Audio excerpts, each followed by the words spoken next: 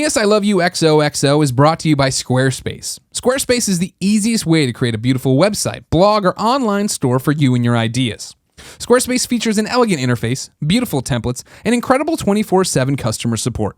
Try Squarespace at squarespace.com and enter the offer code KINDAFUNNY at checkout to get 10% off. Squarespace. Build it beautiful.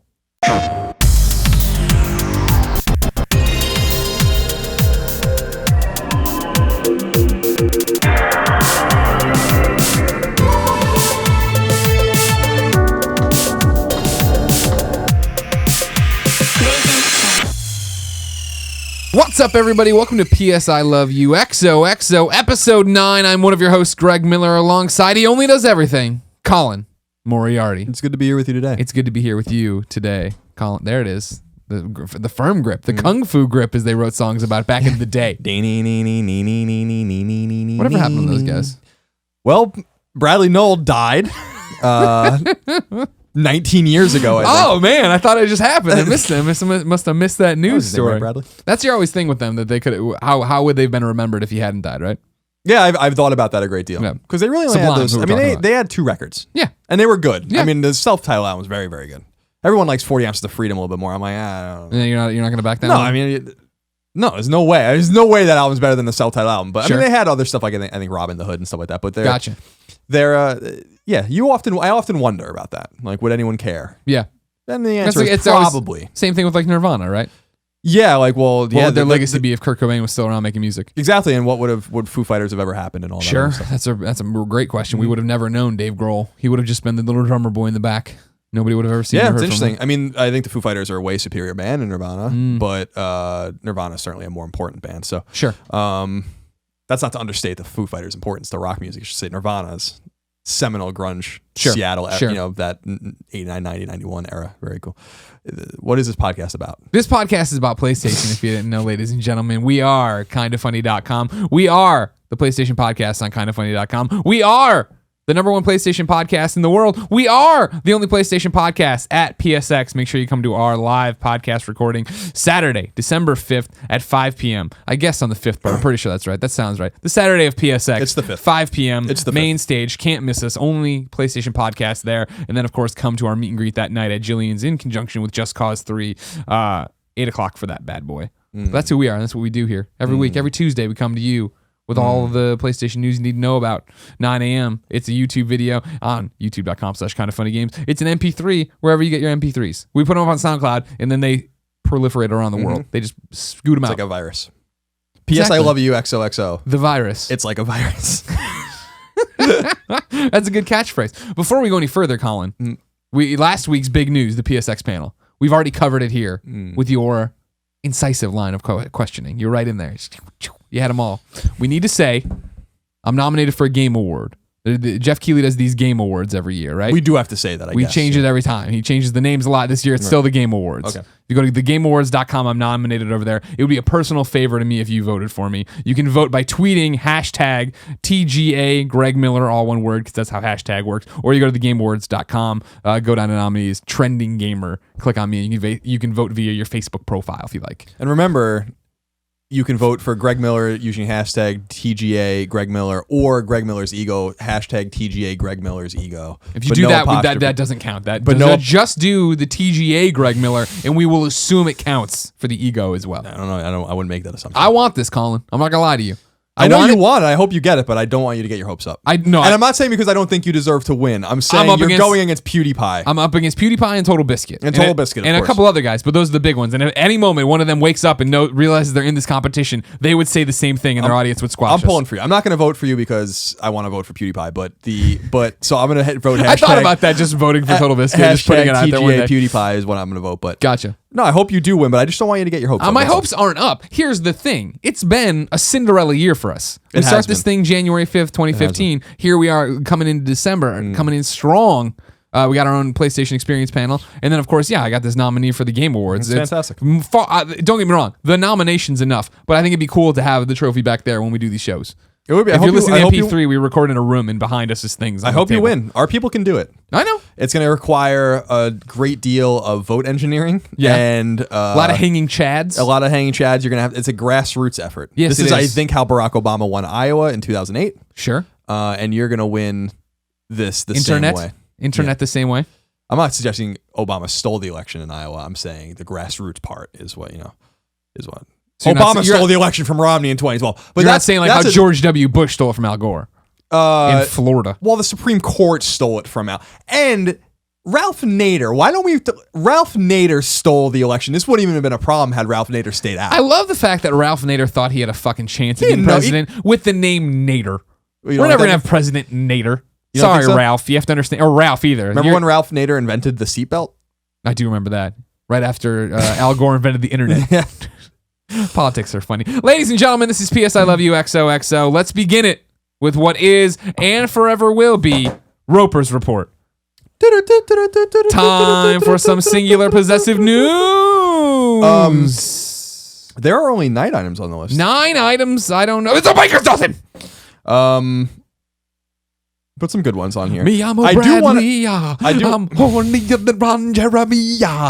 I want to. That's a great song. I remember listening to that, getting that record. I was in 7th grade, something like that, and just thinking I was so cool listening to that. Especially "Caress Me Down." Sure. When you got deep into the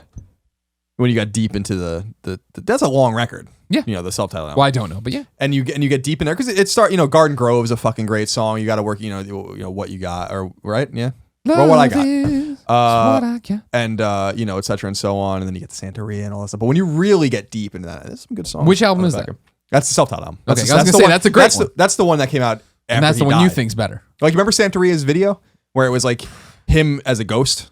No, like it was like Tupac. It was like footage of him playing, but like it was all like an apparition and it was all sad and stuff. Like he never even got to enjoy the fame, the fruits of that. Yeah. And they played very few of those songs live ever, which is such a shame. Yeah. But I digress. Before I get into it, I want to we have a substantial European audience and we do have a French audience. Yep. So I do want to tip my hat and wish the very best to our fans and our listeners over in France. Obviously we have, Greg and I are stupid Americans, so we do have fun at your expense often.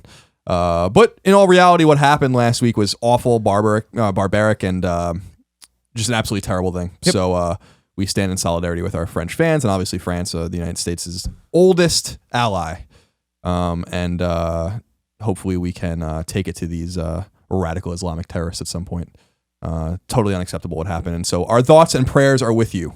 Indeed. Our French brethren. And I wanted to say that before we begin. Number 1.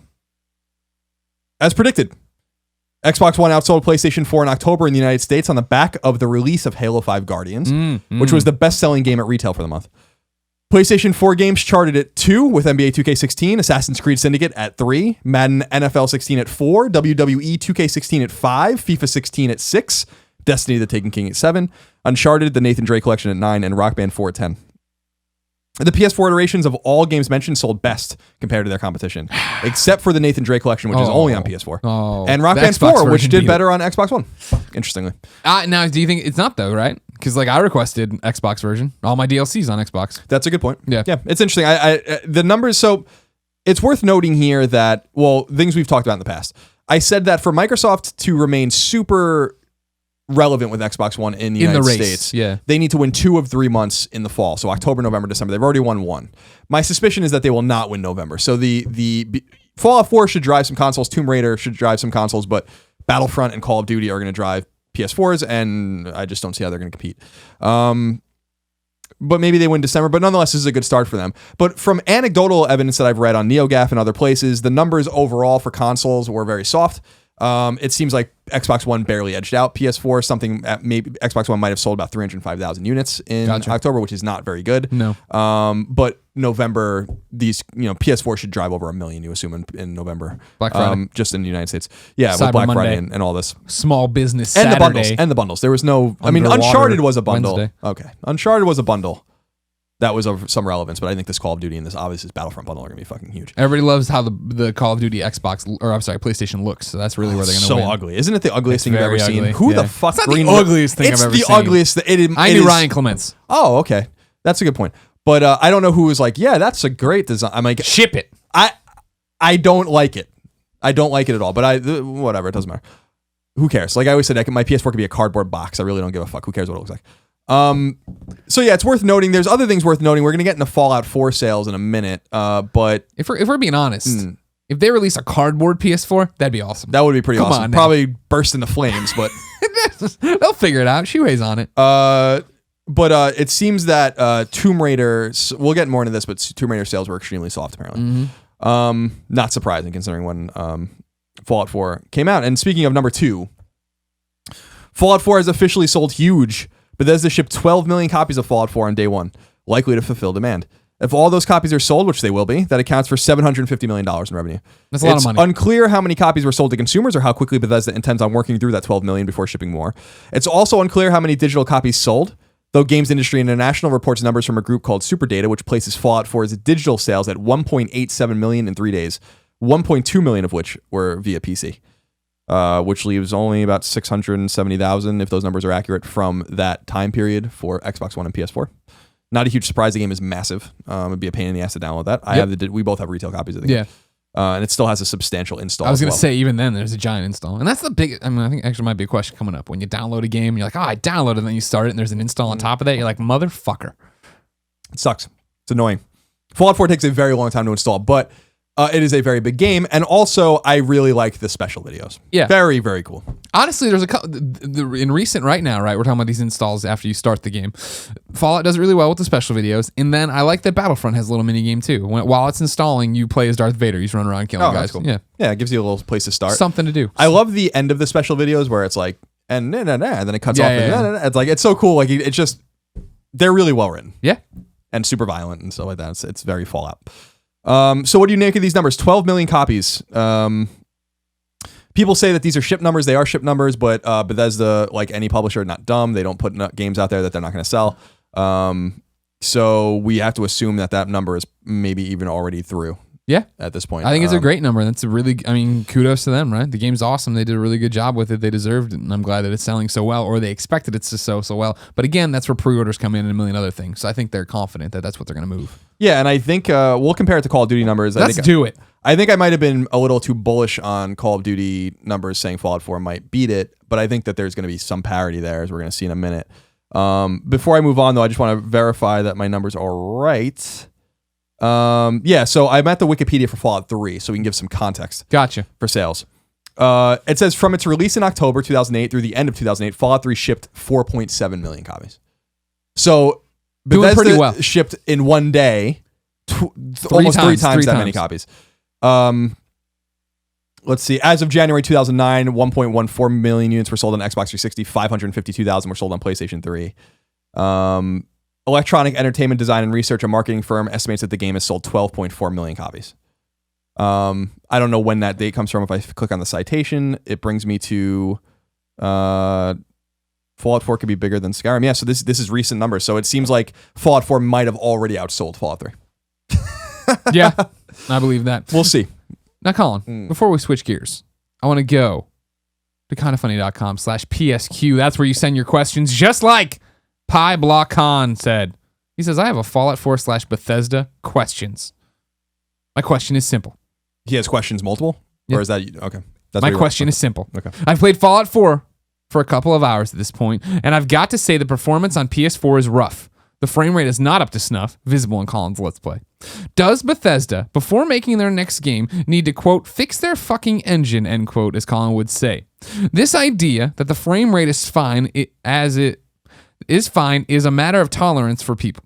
This idea that the frame rate is fine is a matter of tolerance for people. What the fuck are you saying? Can you just... This idea that the frame rate is fine is a matter of tolerance for people. I thought you were having a stroke. Okay. Well, I'm trying to put as is because that would make more sense, but it's fine. Fair enough. This idea that the frame rate is fine is a matter of tolerance for people. But if Ubisoft made this idea that the frame rate is fine... Do you vet these questions? But if Ubisoft made this game, they'd be bummed and burned for the sake of how it runs. They'd be burned for the sake of how it runs. I don't even understand the question. All right, so... Do they need to fix their fucking engine? Are you chalking them up to Telltale? Are you chalking them up to Assassin's Creed? Are you chalking them up to... No, this is such a different story than Telltale. The Telltale games aren't ambitious in any way. You know? Like, there's nothing to a Telltale game. It's and I'm not insulting them. They're fun. I'm just saying. You're talking about on a technical level, not a storytelling level, that there's nothing to it. Yeah, there's nothing to it. I mean, there's no excuse why why those games don't run better, right? Like they're not taxing the system. They're just making choices games. And moving things around. Yeah, they're not massive open world games with endless streams of dialogue and moving parts. A million different ways it can go. You could be wearing this outfit, that outfit, this arm piece. And I've been reading the way Fallout 4 could break. Yeah. And again, it's just totally random, just like it was with New Vegas and 3. And Skyrim. Do I think that they need to fix their engine? Probably. I think that people aren't giving them enough credit for what Fallout 4 does better than Fallout 3 or New Vegas. The engine is certainly overhauled. It looks better. I think you hear a lot less of, this looks like Fallout 3. It doesn't. The art style looks like Fallout 3. Mm-hmm. It's still not a very pretty game at all. I wouldn't deny that at all. I think there's pretty moments to it, but I agree. There are moments, geographic moments, I would say, more than character models or locations. There's times when it swings around and I'm shooting my gun and it does in slow motion and it frames it like perfectly. I'm like, that actually looks really good. Now, granted, that's my character and the arm shit that I've put on. Sure, but it's not Dying Light or Didn't say Witcher. You know, and that's where I think what are the excuses kind of thing comes in. Yeah, and I think that's a valid point. Do you think is the problem though, just like even now as they set out to work on probably the next Elder Scrolls and then the next Fallout, that like you said, this game, Fallout 4, made in a vacuum, right? They go in, they start working, and then whatever happens around them, what other games find out, well, it's too late for that. Fallout 4 was in production before Skyrim even came out. So you have to assume that there's only so much you can do. This was 2011. You know, you have to assume that the game left pre-production. So it's do they get a free pass? I think sometimes Bethesda does get a little bit of a pass. I just think that it's not necessarily unearned considering the vastness and the ambition of their games. And I don't like making excuses. I just don't see it getting much better than it is, except that we now have examples of games in worlds that are much prettier, that are just as vast and just as populated, that do run better. So they have much to learn, I think, Bethesda, not from the way you make a game, but the way your engine probably works. And I think that if they look at CD Projekt and Techland and what they've done with these open world games of their own, they can probably learn a thing or two. But I wouldn't give Bethesda the hard time I give Telltale or something like that, because these are complicated games and they can break in many different ways. And I'm sure QAing a game like Fallout 4 is a really, really daunting task. I mean, the ways you can break these games is vast, and we all break them. But he's talking specifically about frame rate. Yeah, the frame rate is unfortunate, but again, you have to wonder like what's streaming in the background and how much they're loading and stuff like that. I think that the frame rate, having played now 20 hours or so Fallout 4 on PS4, doesn't bother me that much. It's actually the load times that are ridiculous. The load times are insane, actually insane. I think, and it's something they're long. I wouldn't classify as insane on the Greg Miller scale, but I understand what you're saying. Yeah, I mean, it's like Bloodborne's load time. I mean, they're almost the same. Yeah, you know? The problem for me is with the load times, right? Is the fact that I'm on the map, right? I'm inside a building, and I'm like, okay, I've got my mission objective. I have to go to this place across the map, and it's like I'm gonna fast travel. You can't fast travel from inside the building. I'm like, well, that's some bullshit. Whatever. So I step out into the world. There's a load there. Then as soon as I get out, I fast travel over there. There's a load there. I get to where I'm fast traveling to on the outside of that. So then I have to go inside the door and load there too. Yeah, if we could just fast travel building to building, I get the point. I know what I'm doing. Yeah, it's unfortunate, but we do get to go, unlike Grand Theft Auto, for instance, we do get to go into the buildings. And so there's not all of them, but many of them. And so there are always going to be differences in the way an engine runs in these open world games and the way these games are developed. I mean, if you look at, I'm not really that impressed. I mean, I haven't played since 2013, but the little time I played with Grand Theft Auto 5, I'm like, I'm not that impressed with this either. So I think that and I know people love that game. So I just think the bar has been unusually set by unusual companies. And I think we're all gonna have to pay close attention to that moving forward. I think it makes me more excited for Cyberpunk, for instance. I think CD Projekt did a really great job, but I don't know the frame rate and all this kind of stuff. I understand these people's technical complaints. They're the same as they were for Fallout 3 and Fallout New Vegas, and we knew we were getting. They're not stupid. It's not like Bethesda can't attract great talent in any respect. Obviously, they have great storytelling talent, art talent, whatever. They can attract engine talent and engineering talent, and they have done that. And I'm sure they're doing the best that they can, considering how vast the game is. Mm-hmm. I'd rather them release something like this than not even try, because it could be easy to get. I can't imagine how daunting it is to put a game out like that. Developers put up, and a lot of studios will make many builds of a game, and they'll upload it and people will play the new build every day or whatever. Can you imagine having to put everything together in a game like that? Sure. Okay, these guys, these guys, like, all right, these guys finished some shit with the UI. You have to tweak that now and make sure it works. And these guys finish the side quest, which is now in the game, and you can walk to it and do it. And they have to like, it's a lot. It's a lot of work. This thing's got to pop over here at this time. This has got to go. You need this guy to say that, but he can only say. Not only does he have to say this, he can only say it if these 3 conditions have been met or whatever. Yeah, it's complicated. Yeah. I'm not asking for people to give Bethesda shit if you want. I just think that all things being equal, they do a pretty good job. And again, the epitome of a game made in a vacuum. I do not expect that Skyrim or Elder Scrolls 6 and Fallout 4 will be like this. It wouldn't really hurt for them to maybe retreat a little bit and make a new engine. Sure. I mean, you've already seen like what I talk about being one of my most impressive parts of the game, right? The fact that you see your character speak, you hear a voice, you see the dialogue system. I mean, that's Mass Effect, right? Like that is even the camera angle I feel and the way you choose thing is Mass Effect. So you can see where they took that inspiration and put it into this game. Think about everything they've played or seen since then now that they can put into the next Skyrim, the next Fallout. Sure. I'm excited. Good. We'll get to more Fallout later. Oh, will we? Like right now. Oh! Number 3, speaking of Fallout 4, famous porn website Pornhub reported that its traffic fell by 10% on the day of Fallout 4's launch. Good job, guys. According to GameSpot, which relayed the statistics, traffic was up 5% during the early morning of Fallout 4's launch date, which the site indicates was when the game was installing for some people. This is interesting. By 5 a.m., traffic began to drop from Pornhub's norms and dropped 10% in total from 7 a.m. to noon that day.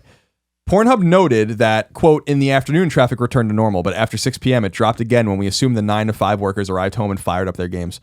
After midnight, it seems like everyone finally took a break and traffic jumped as high as 15% above daily norms, end quote. Got to catch up on all that porn you missed. I thought that was pretty clever PR for them. That's awesome. For Pornhub, yeah. Totally attach yourself to Not this that game. They really need it. I mean, everyone knows what Pornhub is. But it's one of those like, usually we don't talk about Pornhub on our shows. But here we are, talking about Pornhub.com. Great time to tell you that this episode's brought to you now.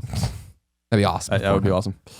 Number 4, Sony has revealed the top-selling digital games on PlayStation Network for the month of October.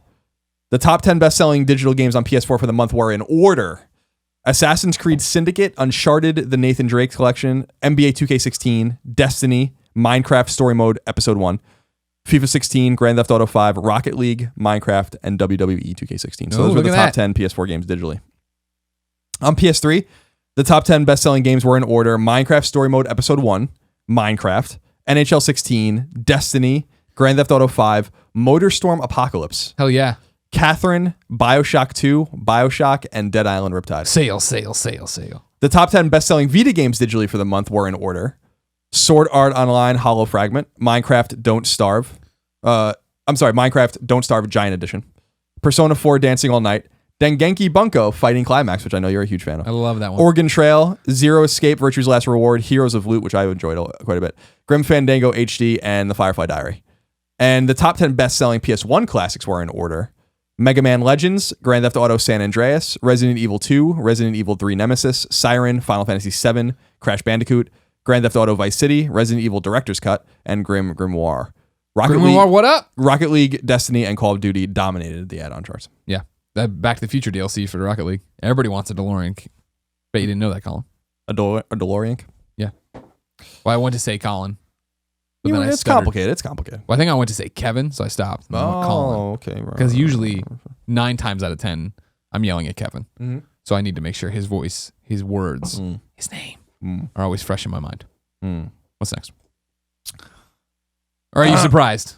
Are you surprised to see AC at the top of the charts? We're talking about how there was no real build up for that. I am surprised. Yeah. But digital sales still seem to be soft. Assassin's Creed, I think sales were soft. I think we would hear a lot more about that if it wasn't the case. Yeah. So am I surprised? I guess, but not really. I mean, depends on how it made you do this. But then you went, Yeah, I mean, you figured it out. It's way more important for these big AAA games to be on MPD at a high position, and they were at number 3. I'm not saying Assassin's Creed didn't do well. I'm saying Assassin's Creed didn't do as well as I it would has. dollars to donuts. I bet you it's down year over year. Okay. Yeah, I agree. I'm not going to bet you actually anything at all. No, I know, and I might be wrong, but that's my I just don't feel like. Listen, I said this about Halo 5. And I was right and I was wrong, right? Halo 5 sold really well compared to everything else. But when you look at we talked about the MPD numbers on Colin and Greg Live about how people were doing a lot of math and stuff like that. Like the numbers for Halo 5 are soft. Definitively soft. And I just feel like it's probably the same thing with Assassin's Creed. So Assassin's Creed came in third, but everyone's sales are soft. I think people are waiting. I think there's a lot of anticipation for the big 3 this month, which would have been Battlefront, Fallout 4, and Call of Duty. So Tomb Raider. That's the thing, man. We were talking. I guess we could talk about it now. I was looking at MPD. European region sales on NeoGAF for Tomb Raider. Tomb Raider sold something like a third as many copies on Xbox One as it sold when it came out. When the original Tomb Raider reboot came out a couple years ago, and seemed to have sold maybe an eighth as many copies as PlayStation or as Fallout 4 at retail in the UK or in Europe. Funny you mentioned this. I thought on our PlayStation podcast we'd make this topic of the show. Tots. So let me read you a quick excerpt here from the internet, all right? Rise of the Tomb Raider debuted in 5th place on the UK all-format charts after selling less than a third of the amount of copies achieved by its predecessor within the same period. Though Rise of the Tomb Raider was universally well-received among critics, it seems that the game's launch, coinciding with the release of the much-anticipated Fallout 4, not to mention its exclusivity deal with Microsoft, which led to it only releasing on Xbox One and Xbox 360, had a negative impact upon its sales. After Chart Track released the PAL all-format charts for the week, NeoGAF member Bruno MB provided a breakdown of the numbers pulled in by the game, revealing that the Xbox One version sold fewer than 48,200 copies, while the Xbox 360 version, which debuted in 23rd place on the charts, sold fewer than 8,500 copies. Now, that alone is a hashtag Colin was right. You've been banging this drum. I mean, it was obvious. I know. Yeah. I know. This is one of your easy ones. This isn't one we need to get the shirts made for. Some people are like, it's different audiences. And I'm like, no. Yeah, well, nobody wants to ever listen to you, Colin. I don't know why. You're so beautiful. I know. And right all the time, too. Close. You're almost always right. Almost always right. That was a false statement. We got him. We got him right there. Yeah, no surprise there. And that, honestly, that's why you just said, everybody's looking forward to this month's results, right? With the big three you just named. I'm really interested to see where Tomb Raider falls. You know what I mean? To what exactly that means, what extent this is actually all done to it. Where will it chart? Where does it chart? What happens to it? It's bad. I mean, and you're right. Critically, the game is killing. Everyone I know that's played it has said it's great. It's fantastic. People love it. Some people's game of the year, I think. Yeah. I believe it. I absolutely believe that Crystal delivered a game here. I can't wait to play it when I get back from Thanksgiving. Based on we have so much stuff to play, I probably not even play it until PlayStation 4 gets it. Sure. And maybe even not then. Probably never gonna play it. Okay. I'll tell you about it. You can just take my opinion and use it. Good. But this was obviously gonna happen. Now, I don't think that Square Enix is looking at the numbers and sweating it because there must have been a lot of money exchanged for this exclusivity deal. I think it was a huge fucking mistake for them to do that if they care about proliferating the game. And I think it was obviously a big mistake to release the game when they did. But to Aaron Greenberg's point when he was on the Gamescast some weeks ago, he said that they didn't have any good options. And in a way, he's right because it's like, well, they can put it up against Halo, which makes no sense. That's their other big exclusive that they actually really own. Yeah. And then they could put it up against Call of Duty, which would have been bad. They could put it up against Fallout, which they did, and that would be bad. Or they can put it up against Battlefront. I still don't quite understand why you wouldn't hold it until next year or release it earlier, really grind and crunch and get this game done. Get out 2 weeks early. But I don't know what it tells us. I think that the simplest explanation tends to be the right one, right? I think that Fallout 4 cannibalized this game just as I told you it would. Yeah. And it could be other things. It could be that Tomb Raider doesn't have a huge resonance anymore. I don't know if I believe that. It could be that the last one. We all love the reboot. Exactly. And it could be that Xbox One just isn't in many people's hands. That's true to an extent, but there's still about 14 or 15 million a lot out of Xboxes out there. So that's not really it. And it's on Xbox 360 as well, which there are 80 million of. So I think that it's just a difficult situation for them to be in. And I wonder when this deal was made. And I wonder if this is what I always say about Titanfall, which is that EA, in my mind, I don't know one way or the other, would probably take that deal back if they could have, because Titanfall was really sent to die on Xbox platforms compared to the way it would have done if it was on everything. But I think that even if, to their credit, even if the game was on PlayStation 4, I don't know that it would have done any better considering PlayStation 4 also gets all of these games. So it's a tough situation for them. And I feel bad for them. Olum wrote in to kindoffunny.com/PSQ just like you can. It says, hey guys, I have a question or a general topic of discussion, perhaps. How hard is Sony laughing with the temporary exclusive Tomb Raider being launched the same week as the massive Fallout 4? Yes, there will be specific players for either game, but we both know there are plenty of gamers who just want to play both. Is it a mistake made by Microsoft? What could be the point? The reviews seem quite good, but they are both not groundbreaking. Both are basically the same games as this year's predecessor. Does it matter? Is Sony? What do you think? Sony is laughing at this one? Yeah, probably. Yeah. And I think that. I don't think Sean Layton's sitting in his office having a fucking chuckle about it. Yeah. I think they look at this and are like, well, our third party deals are working and we don't even get these games exclusive. We didn't even pay for any of this shit. You know, they pay obviously for the DLC exclusivity with Call of Duty. I'm sure they have some marketing funds that they use for Destiny and stuff. There's a transition of capital between these companies, whether it's like the Destiny deal might be like Sony just pays for the advertising. That's just anecdotally, I don't know if that's true or not, but that could be a way for them to save money in the long run, right? Yeah. I think that they look at this and are like, well, what I'm really interested in, and people have been saying this for a long time, is when the game comes to PS4, which we assume will happen in October, November next year, will it sell more copies than it sold a year before on a platform exclusively? That's when Sony has the chuckle. That's when it gets interesting. Yeah, but no, I think that Uncharted, or Sony has Uncharted coming up, which is Tomb Raider is... Uncharted was inspired by Tomb Raider, and Tomb Raider is now inspired by Uncharted, and so they're gonna have these two things to kind of these two pillars to look at and say like, well, Uncharted's gonna sell millions of copies. I mean, Uncharted 4 is gonna be fine; it's gonna sell many millions of copies. So no, I don't think Sony's like actively having a laugh, but I'm sure they look at this and be like, well, that's great for us. Well, Trevo Graffi also wrote in to kindoffunny.com/PSQ and says, hey guys, is it possible that Tomb Raider being a timed exclusive is actually a blessing in disguise? Coming out on the same day as Fallout 4 was an unfortunate coincidence, but it will have an opportunity to shine again a year or so down the road when it's released on PlayStation 4, and probably in some sort of collector's edition with the DLC added in. Do you guys think this will help compensate for the loss of sales that went out with Fallout 4? It might, but I think it's all about the way you judge it. This deal didn't happen in a vacuum. Square got money for this. There's no doubt about it. They wouldn't do this and isolate their, it's the same thing with Titanfall, I'm sure. Like, there's got to be some sort of money exchange. So I don't think in a revenue point of view that they really care.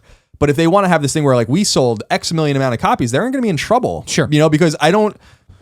That's game sales are front loaded, and we have to assume that this isn't going to be an anomaly where Tomb Raider is going to sell again in December or January. Maybe it will. But that would be unusual. Really unusual, yeah. You get your sales up front when you have your big move and your pow. You're right up there. Your commercials are running. Exactly. It's brand new. Everyone's talking about it. No one talked about this game, and people were yelling at us when we were both saying that before. But it's true. On the day it went up, I saw Mitch tweet about it and Alexa tweet about it and other people tweet about it. And every so often, I'll see somebody now say, "Oh man, Tomb Raider's great," but that's it. The rest is Fallout photos. This, that, the other. Oh my god. Oh, I just got into EA access for Battlefront. It's like a deluge of other games people are talking about, and no one is talking about this. So I don't know where you make that ground up. When it comes around to PlayStation 4 and the exclusivity deal is up, is it a bigger deal? If Sony wants to get behind it and push it, if Square they really have no does, reason to do that. Yeah, exactly. That's the thing. I mean, they're not going to do that. I mean, why would you do that? Why would Sony do that when Square got in bed with Microsoft? If it doesn't make any sense, you don't want to reward that kind of behavior. If you're a company, I don't really give a fuck one way or the other, but that seems like a weird thing for them to do. They'll get a cut of every copy sold, and that's just the way it works when you own the platform. Yeah, I think that we have a situation here where a blunder. This is a blunder, but here's the thing: is it even a missable blunder? You know what I mean? Is there a way? I think Greenberg, I've listened to the show he was on with you guys when I was gone, and what you're saying makes sense. What he says makes sense of like, what are we gonna do? You know what I mean? And even when we say, all right, well, fuck it, go gold earlier, push it out, have a bigger day one patch, get it out 2 weeks early, everybody's, then you're on top of Halo, right? So isn't that the same problem? Yeah, but this is the assumption that they knew, like, it's not like the Fallout 4 date snuck up on Microsoft. They knew for probably a really long time. I mean, they knew that the game was in development probably for years. I mean, I'm sure both platform holders did. Yeah. Bethesda has has the dev kits. They have to go through Microsoft to get the game on there. They're not, and they were at the fucking press conference. So you have to assume they knew. And I just don't understand why they held to that date. Like Aaron Greenberg's a smart dude, and I think he knows way more about both of us combined times 100 about how to market a game and all this stuff. There's no doubt about that. But I don't understand. I don't understand the loss of saying, let's just hold it.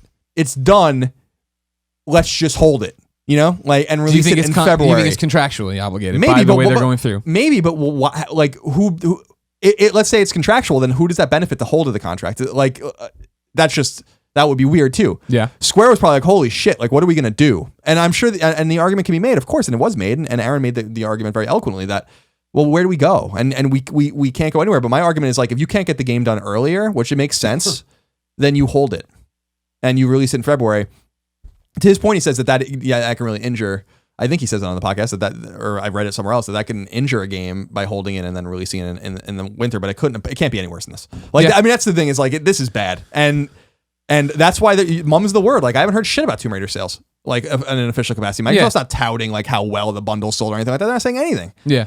So it's bad. And I think that this is a tragic kind of thing for a game. And if you look at it from a platform hundreds agnostic, of people who work super hard on this. like if I was them, I'd be like, this sucks. Yeah. You know, like we really worked hard on this game. We made a great game and no one's playing it.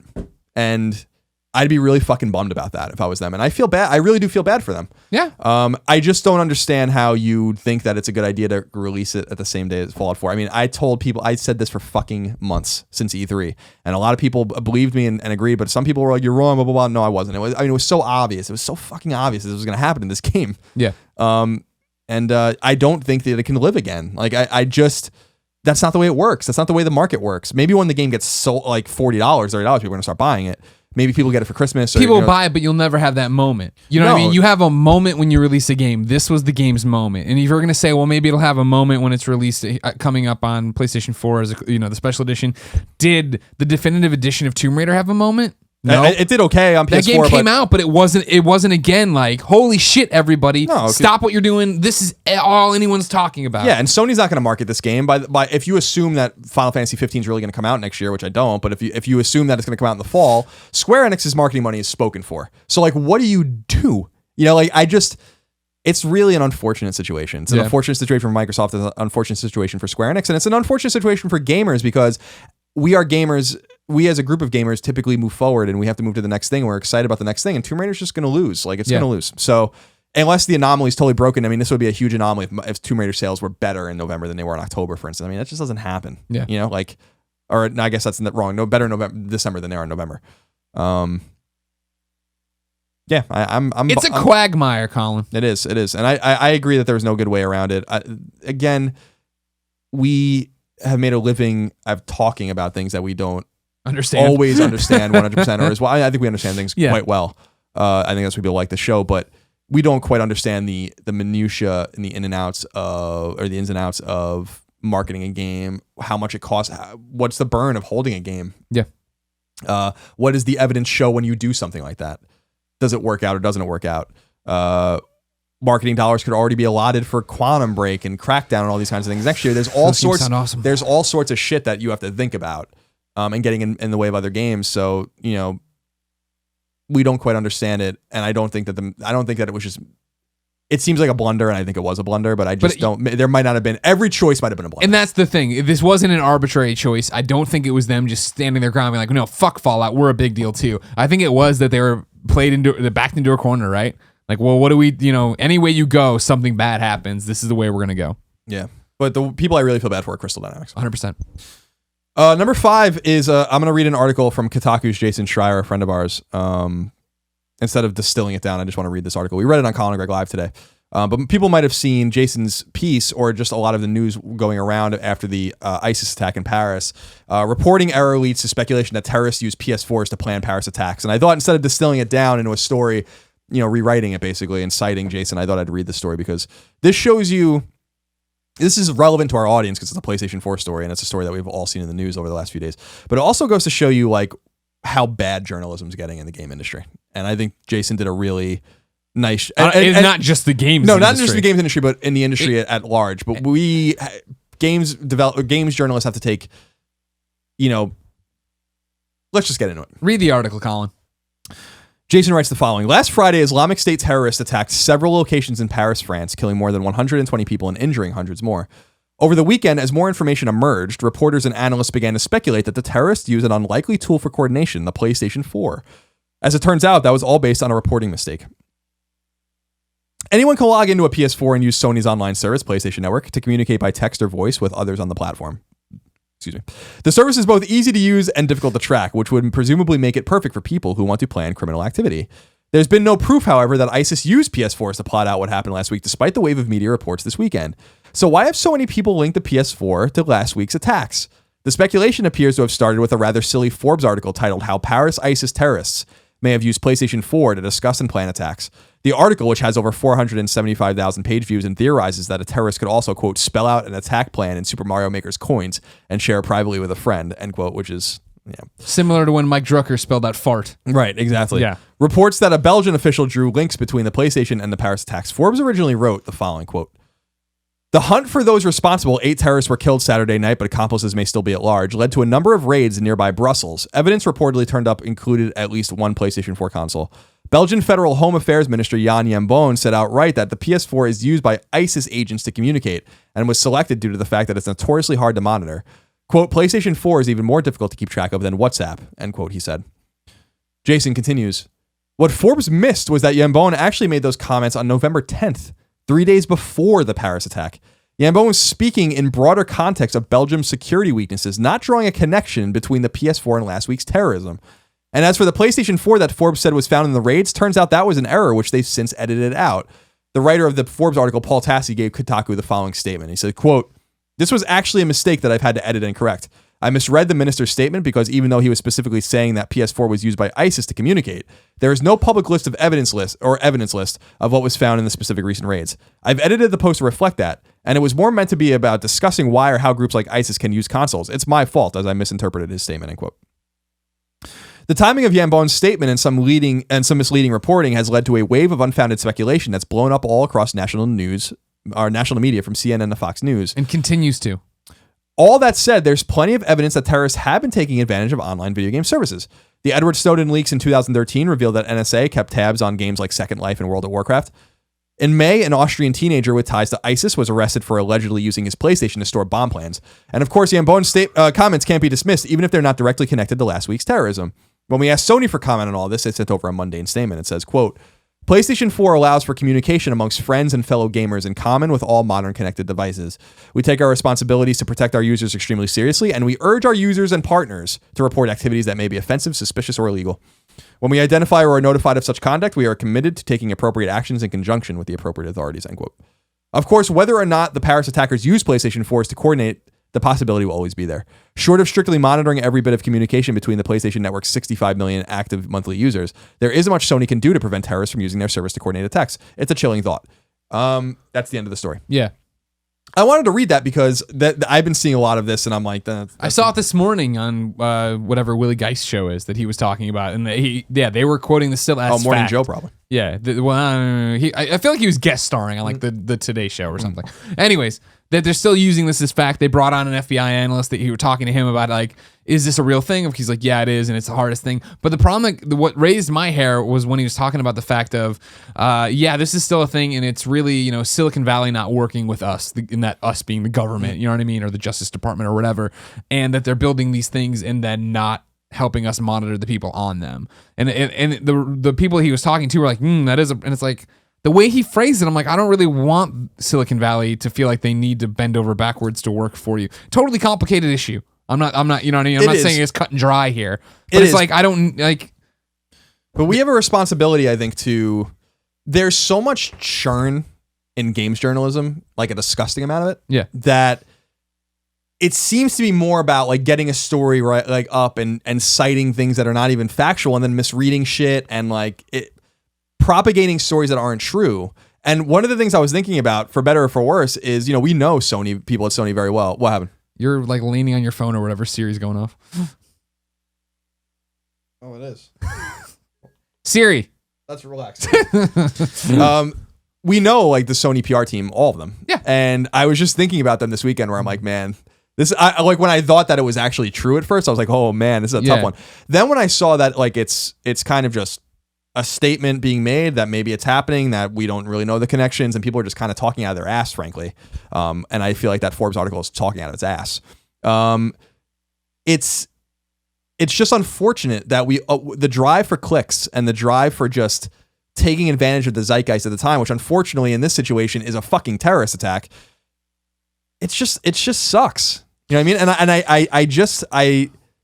mean? And journalism all across the board is just getting really not very good. And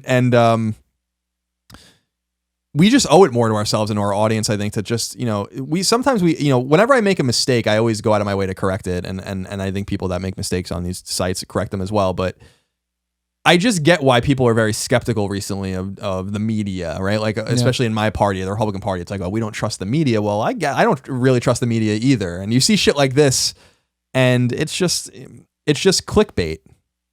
You know, like it really is. Like this is what you draw out of this is like. This is what you draw out of this is a man says something 3 days before the attacks, and it spirals just out of The thing about it is, it would have been, even if you weren't linking it to if you weren't saying the attacks that just happened on Friday were based on, or talked about on a PlayStation 4, right?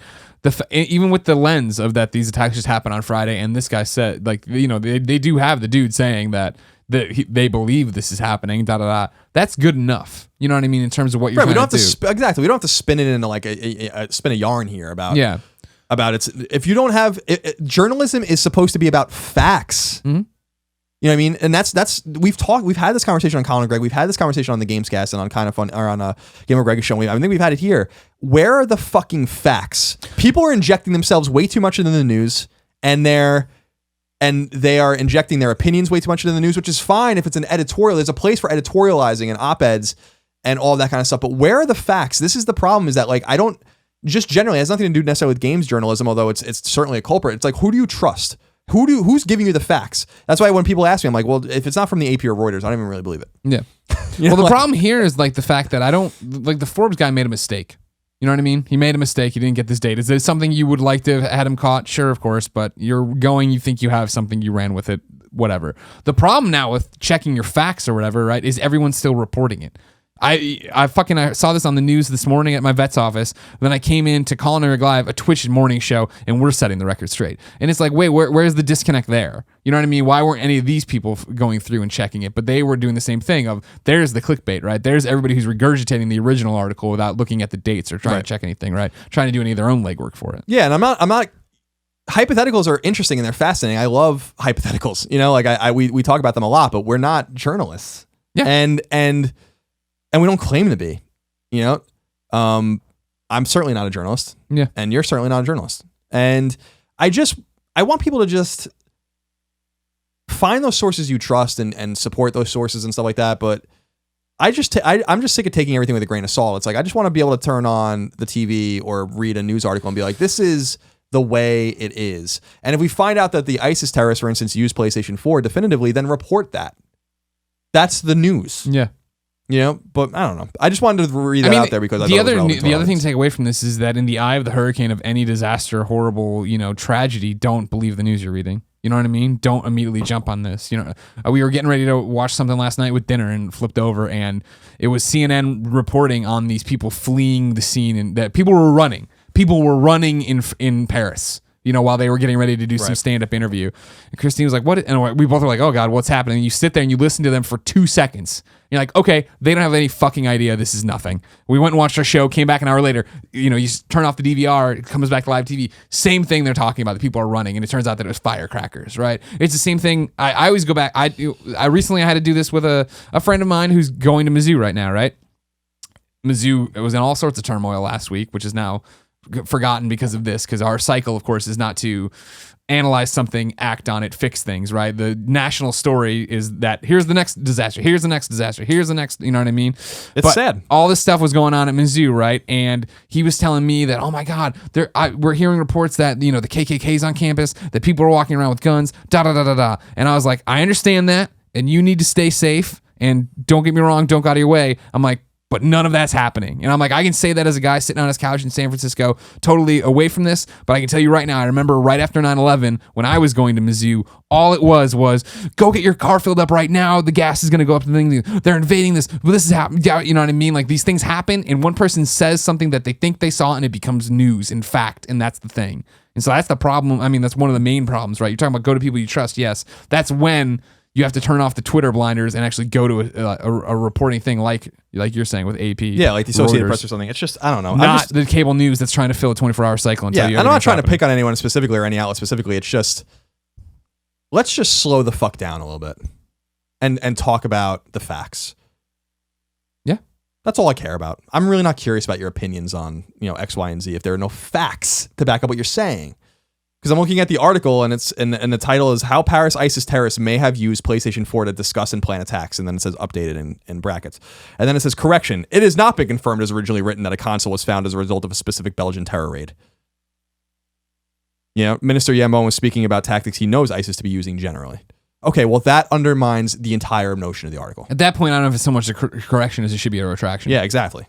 So it's just how that, like, your headline is what people are reporting on. It's still talking about. It's just strange. I just don't understand. Like, and as people who use PlayStation 4 messaging, I would tell you I will never plan anything in it. Terrible. Can you imagine? Oh, I mean, all these maybe that was what ISIS wanted to do, and then they were like, "Oh, forget it." Wait, I can't change my name. I got to update my firmware. I can't update my firmware. I can't change my PlayStation name. I got this guy trying to join me in 13 groups. Number 6. Some Street Fighter V news. For starters, Capcom has decided to tone down some of the more sexual animations and scenery portrayed by fighters Armika and Cammy, which has caused some controversy. I don't know if you've seen that already. I've seen it, yeah. Well, from the beginning, we've been saying, I remember when they debuted that new person, we're like, she's voluptuous. Yeah, she is. She's hot. The game may also be more accessible than previous Street Fighter games. Capcom's Brian Ayers told MCV, quote, "The ambitions with Street Fighter V were to make the game approachable and accessible again, but also to make everything with the characters feel a lot more individual and bring out more chances for people to find the right competitor that suits them, ellipsis. We really hope that Street Fighter V can bring in a newer, younger audience. Perhaps more of an esports audience as well. Street Fighter is actually one of the first esports titles out there, but it's relatively underground compared to the likes of Dota 2 and League of Legends," end quote. I imagine that's going to infuriate Street Fighter fans, but they can let us know that because I'm not a hardcore Street Fighter fan. But accessibility... That's every Street Fighter, like, I feel like the last one for sure had like one button mode or some garbage like that, right? Where it's just like, no, it's gonna be totally acceptable. And I look at it still, I'm like, no, thanks. Not to mention, why do I want to play the dumbed down version of the game? This is like he's saying it's an esport, right? It's a sport, it's a skill. Sit there and put in the time to get good at Street Fighter. I don't want to come in and be like, all right, now you just hit A all the time and this happens. And it's Mortal Kombat. Pay for your fatalities. You can just use them on the fatality button. It's like, what the hell are you talking about? Number 7. It looks like we're going to have a good long time to enjoy Fallout 4's upcoming DLC offerings. And a conversation with Mingle Media, as transcribed by GameZone, Fallout 4 game director Todd Howard noted that his team is on the DLC grind. Quote, "We're doing it. We have a bunch coming next year. The game is huge, but it's not just this launch. It's going to be well deep into next year. It's like the game is done, but it's not done because until everyone plays it, it's not really done," end quote. So what he's indicating is that they're working on the DLC. It's going to go well into 2016, the DLC schedule, which is not a huge surprise. And what I read into this is that their entire vision is not realized until it's realized. And right. Because then you have the complete game, the complete thing. Colin, Wolf_AD47 wrote into kindafunny.com/PSQ just like you can to get your questions read.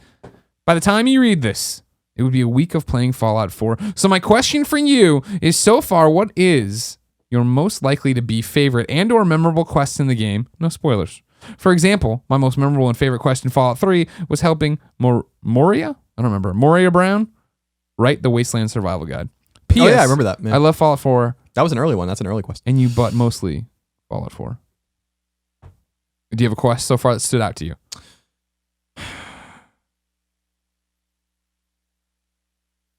Yeah, I mean, how do we talk about it without spoiling it? I do, but I'm not going to say anything. I don't want to spoil it. Okay. I mean, I think I can do it with mine. Mine's the glowing sea. When you're told to go to the glowing sea for the first time or whatever, right?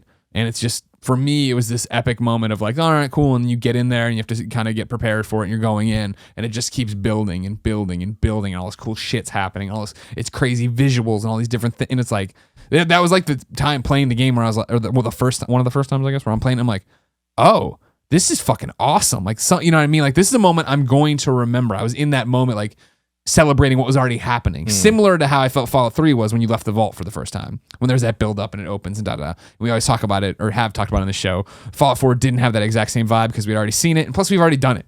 You've already left the vault. You know what that's like from Fallout 3. So this one, though, was this is unexpected. Oh. And, like, I liked that a lot. I loved that. Cool. Yeah, I don't want to speak to. Okay.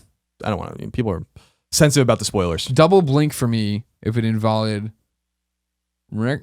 I don't know what you're saying. Number 8. I was talking in code. Call of Duty Black Ops 3 absolutely slaughtered during its first 3 days on the market. It generated northward of $550 million in revenue around the world, making it, according to Activision, quote, the biggest entertainment launch of the year, end quote.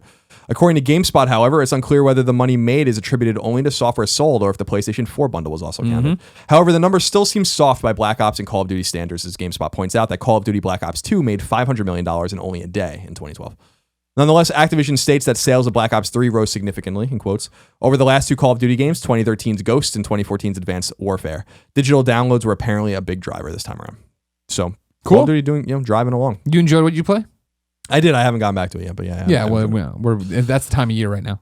And number 9. Final. Some random things here to talk about as we usually end the Roper's Report. Singular possessive. Gravity Rush Remastered, the PS4 re-release of the Vita game, is coming February 9th, as we already knew, but it's now confirmed to be getting a retail release in addition to a digital release. It was originally scheduled to be digital only, as a tease for the upcoming PS4 exclusive, Gravity Rush 2. And people were furious. They were ready to claw Sony's eyes out. They demanded their physical copy of this game, Colin. I know. Now they're getting it. They are. Dino says, I loved Gravity Rush, and I'm extremely excited to see it coming back to PlayStation 4. But I find it really strange how often articles about it are flooded with comments saying they won't buy it because it isn't on Vita, acting like it's a big betrayal to move the game to PlayStation 4.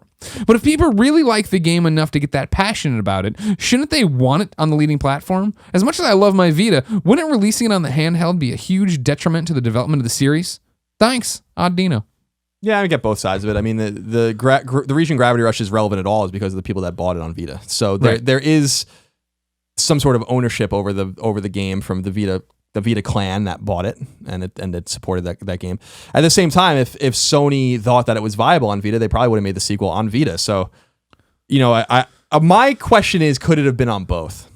Yeah. And I don't know the answer to that. They want it to look good on PlayStation 4, Yeah. and then that Vita would be the whole bag. If you want the honest answer to your question here, Dino, the real thing is people are. This is totally what we're always talking about with Vote with Your Wallet. There are tons of people furious about this, and guess what? They're all gonna fucking buy it. If you're a Gravity Rush fan, you're gonna buy Gravity Rush on PlayStation 4. I think there is no credibility to the people who are, and don't get me wrong, I'm sure you're out there like, wait, I said it and I do think it. Sure, a few of you, but the overwhelming majority who are like, well, no buy then if it's not on Vita.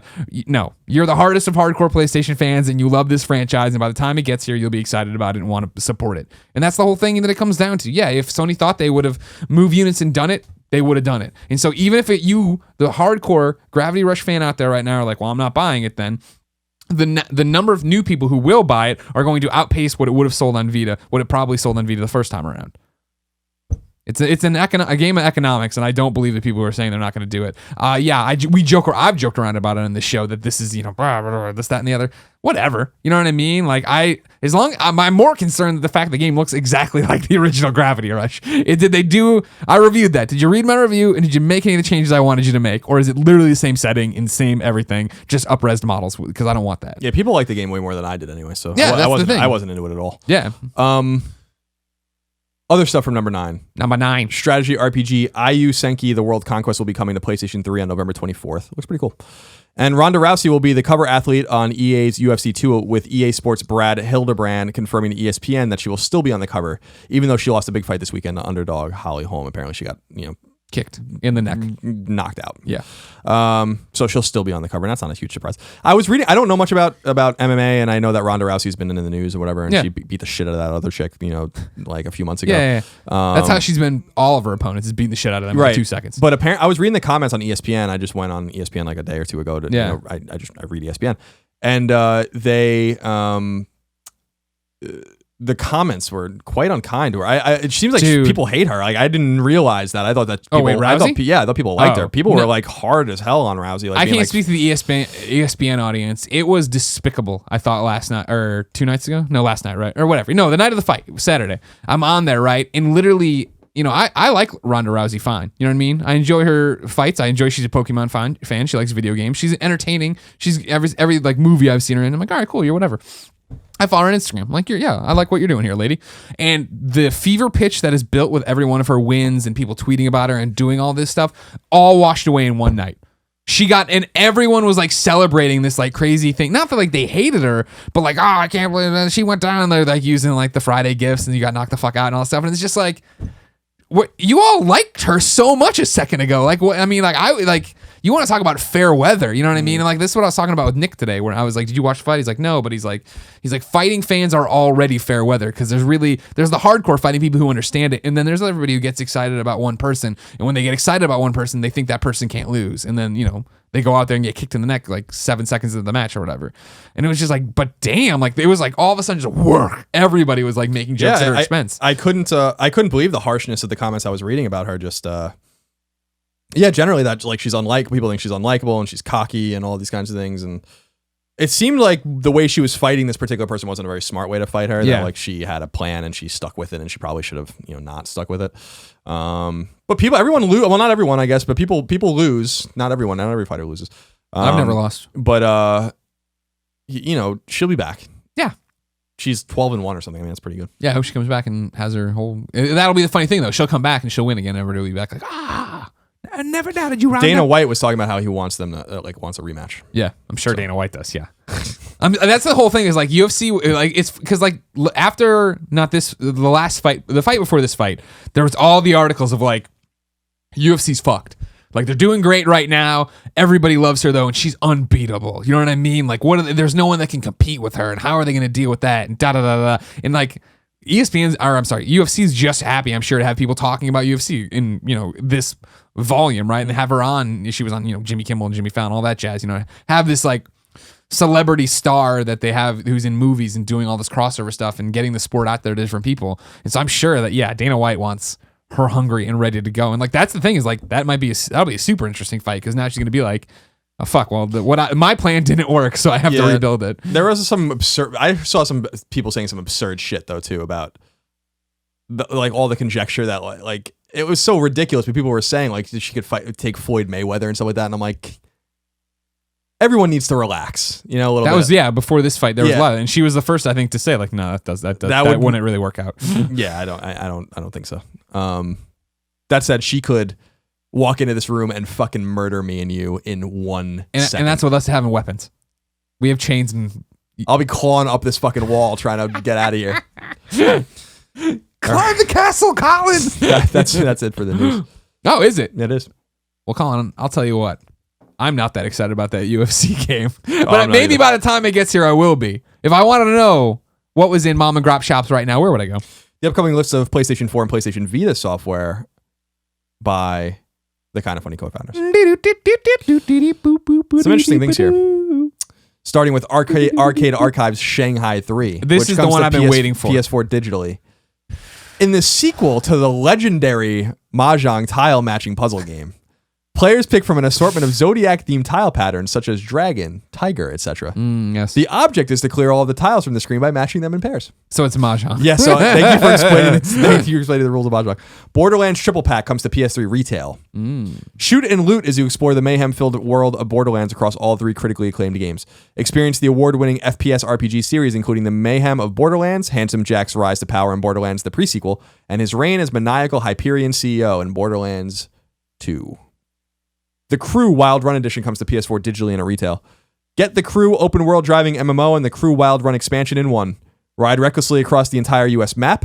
Customize your cars, monster trucks, and motorcycles for mayhem on and off road. Crew, man, I'll tell you what. That was the game in the preview cycle. I was like, this is cool. I don't like racing games or whatever, but driving across Smuggler's Run, it's reminding me of all that stuff. And then I forget what it came out against. It's a Tomb Raider situation. Came out against something. Never ever played. It's like Titanfall with you. No, I played Titanfall. Longer than you said I was. I did. Barely. And you sold us avocados. Deadpool comes to steal the avocados! Deadpool stealth release PS4 digital and retail on PlayStation 4. A few important things I need to say before you crack into my insanely sweet game. Oof, here we go again. This is Deadpool. I'm a mercenary with an accelerated healing factor. I've been described as unstable, which is just plain cuckoo. I'm going to battle for the safety of humans and mutants. Be prepared for just about anything. Holla. That's what it says. I'm not throwing that in there. Deadpool, the game, was a lot of fun until the last chapter or whatever. Then I couldn't even beat it because it was so annoying. I remember you playing it. Yeah. Dreamals comes to PS4 digitally. Having been summoned to a dream world, the 3 animals embark on an adventure to go back to their world. Each animal can move only in one direction. Combine them wisely to find a path to the key. Sounds thrilling. Thank you for that really great write-up. Game of Thrones, a Telltale game series, episode 6 comes to PS4 and PS3 digitally. You either win or you die. Episode 6 of the 6-part episodic game series set in the world of HBO's groundbreaking TV show. That's not even a full sentence. Game of Thrones, a Telltale game series, season pass. Do they even try? Does anyone even care? I don't know. Probably not. Game of Thrones, a Telltale game series, season pass, disc, PS4, PS3, retail. Game of Thrones, man. This is an interesting one because this got announced and it was like, oh man, people were like, what a great fit for Telltale and we love Game of Thrones. And then I feel like this is the one that's gone. No one has talked about this. It's shocking because Game of Thrones is so big. Yeah, exactly. I thought it would be I thought when they did Borderlands. What'd you think? I thought Borderlands was going to be the one that dropped off and no one ever talked about it. And Borderlands is the one that's hilarious and really super well acted and fun, and everybody loves the finale, and I need to beat it. I still need to play that. People seem to enjoy it. Got to play that finale. Maybe I'll do it tomorrow night. Game of Thrones, a Telltale Game Series Season Pass disc, PS4, PS3 retail. See the story of House Forrester, a noble family from the north of Westeros, loyal to the Starks of Winterfell. Caught up in the events surrounding the War of the Five Kings, they are thrown into a maelstrom of bloody warfare, revenge, intrigue, and horror. Maelstrom is one of my favorite words. I know. Don't spoil it. We got to use it still, though. HTR Plus comes to PS Vita digitally. HTR Plus is a slot car racing simulator, a virtual version of the classic toy of the 80s and 90s. HTR Plus offers 3 different difficulty levels and 18 tracks that include several challenges like loops, jumps, crossroads, narrows, and high-speed curves. Gotcha. Monster High, a new ghoul in school, comes to PS3 digitally. Welcome, new ghoul. Come roam the halls of Monster High and get to know your new classmates. Join clubs, make friends, and dress up in fierce fashions. But be aware, there's something strange going on at Monster High. Who would have thunk it? Resident Evil Revelations 2 Deluxe Edition comes to PS4 and PS3 digitally. This one's out on the 18th, so this is a Wednesday release. The beginning of the Resident Evil Revelations 2's tale sees fan favorite Claire Redfield make a dramatic return. Survivor of the Raccoon City incident depicted in previous Resident Evil games, Claire now works for the anti-bioterrorism organization Terra Save. She and Moira Burton are attending a company party for Terra Save when unknown armed forces storm the office, capture Claire and Moira, and take them to a dark and abandoned detention facility on a mysterious island. I've still been meaning to play that on Vita. When will I? Probably never. Never. Star Wars Battlefront comes to PS4 digital and retail. Feeling the ominous thud of an AT-AT or AT-AT, depending on how you want to say it. Some people get mad at me that I say AT-AT. Everyone used to say AT-AT. Feeling the ominous thud of an AT-AT stomping down on the frozen tundra of Hoth, rebel forces firing blasters as Imperial speeder bikes zip through the lush forest of Endor. I don't like the way this is written. He's coming for you, EA. Immerse yourself in the epic Star Wars battles you've always dreamed of. I'm having fun with it. Good, I'm glad. I want you to know that. You know, at first, it's a game that you would think would pass me by. Not a huge. I like Star Wars fine, but I'm not like you. I don't love Star Wars. You know what I mean? And then multiplayer shooters, whatever. You don't got that love for Reese? No. I do like CeeLo Loren. Oh, okay. I do like him in his singing styles. But I'm enjoying this game. I'm enjoying what I'm playing of it. People who I've seen, you were talking about it, some of the comments about it, right? That it's not that deep or whatever. So people are dropping out pretty quick on this EA access. I've seen business. that anecdotally. Sure. But even Kevin, who's played a lot over the weekend, was saying like, it's fun, but it's not like super involved or whatever. Right now, I like that. I'm coming off Fallout. I have this week to kill before I'm leaving or whatever. I'm just jumping in, playing a few matches here and there, unlock a new blaster, do this. You platinum Fallout, by the way. I did. Congratulations. Thank you very much. Clap for me, everybody. I know you're right now at your office, at your desk. Just quietly clap for me, everybody. Okay, Thank you. That's enough. That's too much. You want to talk about it a little bit? You want to talk about it? We have some trophy questions. Well, let's get through the rest of this and then we Okay. can talk about the trophies. I'm excited about this one. Super Star Wars comes to PS4 and Vita. Now, Digital cross-buy. lay this one down on me. This is that one we did a Let's Play about, right? So it's that It's like a Super Nintendo game. Yeah, I was gonna say Very okay. weird. Yeah. And I wonder if we're going to get Super Empire and Super Jedi, which are even better. Enhanced for PS4 with new save features, leaderboards, trophies, and updated display and controller options. Risk your life as a Jedi Knight. Join Luke, Han, and Chewbacca in their fierce war against the evil Empire. I'm down. I remember getting that game. I remember getting all 3 of those games when I was a kid. Love them. Sword Art Online Lost Song comes to PS4 and PS Vita, digital and a retail. I have it. Maybe we'll do a Let's Play of it. Journey into the world of Alfheim Online for the very first time. Join Kirito as he ventures online to explore Svart Alfheim, a brand new area of Alfheim Online. The original storyline includes new and returning characters and exclusive environments in the ultimate virtual reality universe. As far as I know, the anime is about kids that are sucked into an MMO. Right. I tried to play the Vita version, didn't Apparently work very for me. badly translated. Not good. this one, but the Hollow Fragment. The Vita one, like which was like the best selling Vita game. Apparently it's awful. I have it. We'll get to it when I get to it. That's it for the games, Gregory. All right, Colin, let's jump into Reader Mail. Reader Mail? Maelstrom. Colin, shocking news for you. Molotov cocktail. Ooh, there it is. Give it to me right there. Pigeon Mail. Get out. This Reader Mail is brought to you by Squarespace. If you didn't know, we built kindafunny.com with Squarespace. It's super easy to use because it's so easy. Nick Scarpino could do it when we were quitting our jobs and had a million other things to do, and it looks really good, and it works on mobile, and it does a million things. So if you need to build a website for anything, go over to squarespace.com and use the code kindafunny, all one word, to get 10% off your new purchase. Now, we're talking about trophies because, again, platinumed Fallout 4. Mm-hmm. Very exciting. Did it today? It's a tough one. All right, Here, let's just go through this right now, and I'll bring it all in. All right. Strength 10, 7. Many great games don't have great trophy lists to accompany them. Although great trophy lists are subjective, what do you guys feel are the quintessential types of trophies games need to have, and which types should be left off this list? I want to bring this then into Fallout, because Fallout 4, literally all but one were, I thought, great trophies. You know what I mean? Especially going off of 3 and New Vegas, even though I know it wasn't their game, but New Vegas, right? In the way that New Vegas trophies were rough. Exactly. And I really feel like Bethesda, whoever was in charge of trophies, looked at all the talk about that and was like, okay, let's make this trophy list accessible, fun, and attainable. You know what I mean? The whole thing from the get-go with it, when we looked at them on Colin and Greg Live the first day they were up, right, is like, this is a platinum you can get. It's going to take a lot of time, but it's not going to feel grindy for the most part, right? Like, I went through it and enjoyed myself. People are so worried about missable trophies. I was too when I played through blindly and I didn't know what was happening. But when you get to decision points where it's like, if you do this, then that's going to happen, the game pops. It breaks the fourth wall. It's like, if you do this, this is going to happen. So make sure you're ready to do this, which means you say no and you pop out and you make a save and then you go in and you play through. And like, so what I did is I got to that decision point, made my decision, played the additional lots of hours, handful of hours, it all runs together now, beat the game, right? And then went back to that save and played off in the other directions I needed to play to go get those trophies. So it's really that simple. It wasn't like it was like I was that close to being screwed at any point. Bobbleheads aren't locked away. Anywhere that there's a bobblehead you can get back to, even if you didn't get on your first one. Yeah, that was a design flaw. Right. It's the same thing that they ran into. I hope they fix it with South Park, right? Stick of Truth. I missed one Chin Pokemon on the alien ship, and I'm like, I'm not going to go back and get this guy. Yeah, it's shitty when that happens too. Yeah.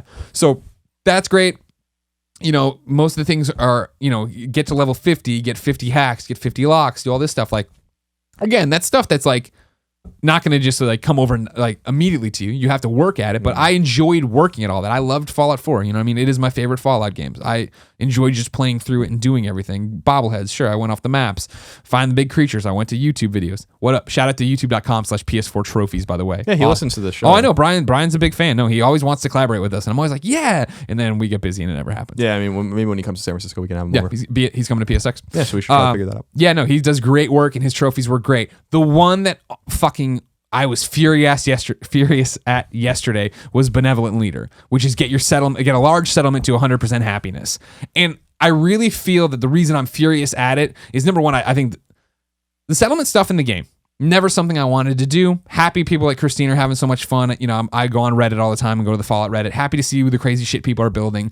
If that's your angle with it, I've talked to people. I was on Fallout on the Record or whatever, off the record, the podcast about Fallout, and they, one of the woman on that is super into it and building all these different things. If you love it, great. And I love the fact that in the game Fallout 4, it does not put a gun to your head to do it. It is not like, hey, your base is being attacked. All your stuff. That's not like Metal Gear. Your stuff's getting lost. It's like, no, like, yeah, you may get told that, hey, the settlers are under attack, and if you don't do it, you fail the objective, and hours later, that'll come back through, and you can go do it if you want to, right?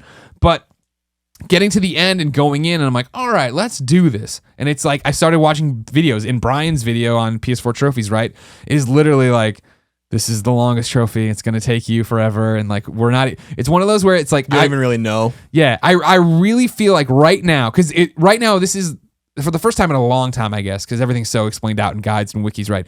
This trophy feels like what it used to feel like to go on the playground and talk to your friends and be like, well, how did you get that? And like, I hold the button. Like, how do I do that fatality? You know what I mean? Like, everyone has a different thing. Cause like, Brian's video is very much like build the level 3 clinics, get everybody assigned, have more food than you need, have more this, da. And I did that, and it starts working, and it's super slow. But then it's like I started complaining about it online, and some people are like, well, build statues, build this. And Brian's like, that doesn't work. And other people are saying, well, I heard TVs get it to go up faster. And I'm so desperate that I'm like, all right, I'm just doing all of it. Yeah, I saw that you built like 7,000 clinics in your... the clinics I did for sure. I had a ton of clinics, and then I just put down like hundreds of carpets. I put TVs everywhere. I put power generators everywhere that are connected to nothing just to get the stat up. So like, you know what I mean? And it's like, the problem is that it goes up so incredibly slow. You know what I mean? I left the PlayStation on yesterday from probably 2:00 in the afternoon till 10 o'clock and got it up to, I think it was like when I turned it off last night, it was up to maybe 92. You know what I mean? That's from like 60. You know what I mean? And then this morning I woke up and did it, and I turned it on and then went to the vet and came back and I put it on and I was at 98, but all of a sudden I had a red arrow going down, indicating that happiness was going down now. And I didn't have the trophy. So I panicked, ran around, found that the people who like, 'cause have you signed anybody to anything? I don't even know how to do that. So, and this is the How do you do it? You walk up to, you have to be in like the view mode of your settlement thing, walk up to a person, click X to command, and then walk over to whatever you want them to do and hit X on that so that they'll go do it. Convoluted, not explained in the game, and really clunky. Not very well done. It's super clunky when you want to talk about crops. Because like, I'm planting food or whatever. And so I'd already signed a bunch of food there, but then I got more people, so I needed more food. So I'm like, all right, I'll just put down more stalks of corn right here. And I put the stalks of corn down next to other stalks of corn. They don't auto-assign. And I'm like, fuck. And I'm like, all right, I'll go over. I click this guy who I can like. Sometimes you'll select somebody, and if they're around what they're running, it'll all highlight. So like they're highlighted blue, and then the thing is, and I'm like, well, this dude's only working 2 crops. I'll put him on this crop too. I do that onto the 1 stalk of corn, which he suddenly forgets about his other crops, and my number starts dropping. I'm like, no, goddamn, and like it's this game of like, fuck, like how do I just, like just little changes without fucking it up. So this morning I came back, saw I was at 98, but now I had a red arrow signifying I was going to go down. Run around, and it turned out that, of the like 14 clinics I built, 6 people were all suddenly like, fuck it, and walked away. They just walked away, and they were unassigned now, so I had to run around and find people who weren't assigned, and the problem is like, everybody just wanders. So like I'd find people on the other side of the map, not near the thing. I'm like, click on them. I'm commanding you to go, and I just had to get them closer and closer that I could select them and look. I'm like, all right, you're not assigned to a clinic. Come on, motherfucker. You put them on a clinic. It's like, Jesus Christ. I wonder what it all is, because I have 5 people in my settlement and no electricity. I have some crops and water, like everything I had to do for that main quest. Yeah. And my happiness is like in the mid 80s. Yeah. And that, like, I just wonder, and it's going up, I think. Yeah. So I'm like, I wonder if I just leave it alone. Like, it's one of those, again, the rumor is like that, like people who are doing that is like that they get unhappy if you leave and are gone a long time. So if you come back a lot, they're happy about that. So like, they're like, when you start this trophy, don't leave. So I just never left. Because if you leave, sometimes I guess on PS4, there's a massive drop and stuff. Like, this is what I'm talking about.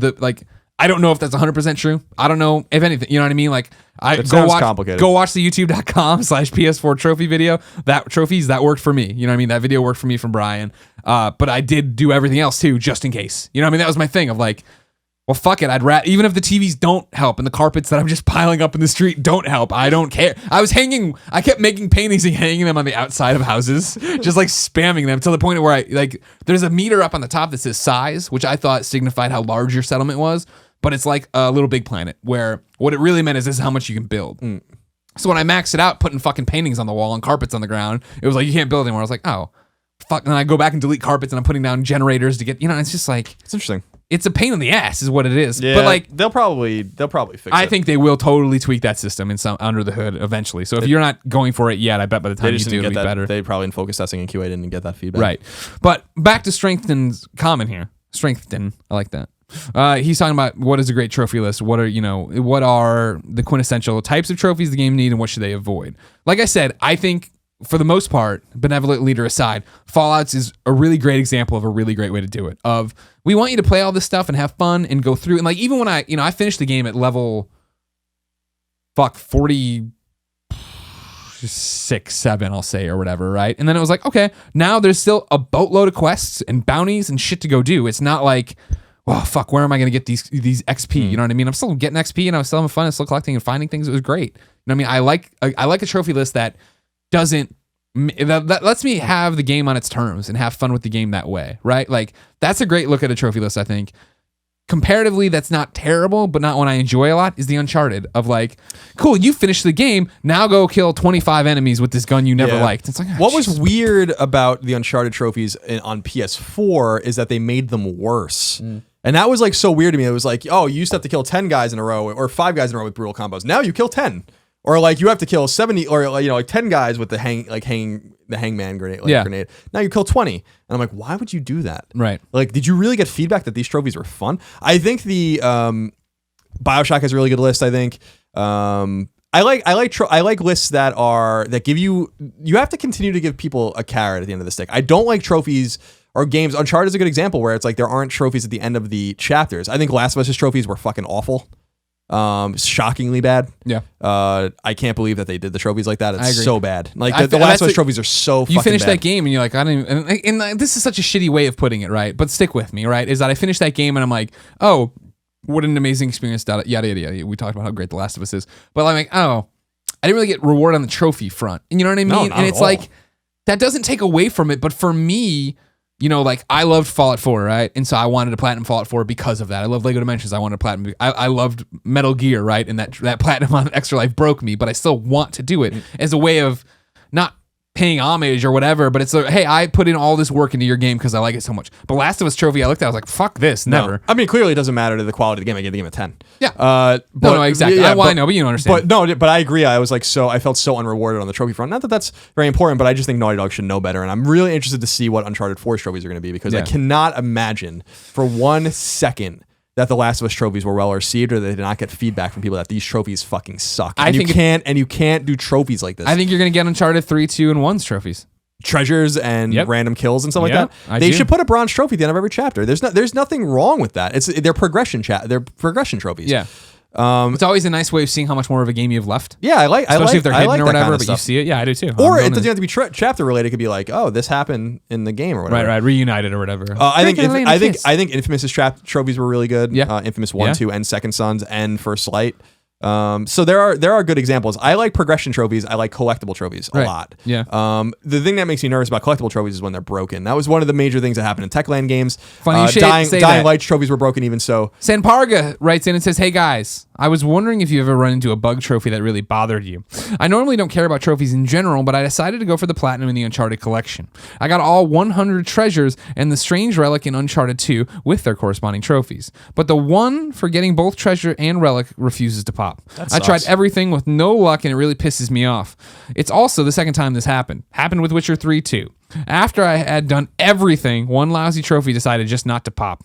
It's turning me off the whole platinum thing. Ever happened to you guys? P.S. I love you, but I think we should see other people. Yes, it happens to us. I don't know that it's happened to me in a significant way. Okay. I mean, mine. But I know yours was Dead Island. Dead Dead Island Island. 2. No, Dead Island Riptide. Oh, Riptide was the one. Yeah, sorry. There's so many fucking Dead Islands. Yeah, Dead Island Riptide we had ahead of time, and I was going to be the first person in the world to platinum it, and I was going, and everything was fine, and it got down to collectibles, and I could not find this, I don't even remember anymore, tape recorder or whatever, and I ran out to GameStop because they had the guide early. I went downtown, bought it, came back on the bus, got home, went through, did big black X's through everything, and got to where this one's supposed to be, and it's just not there.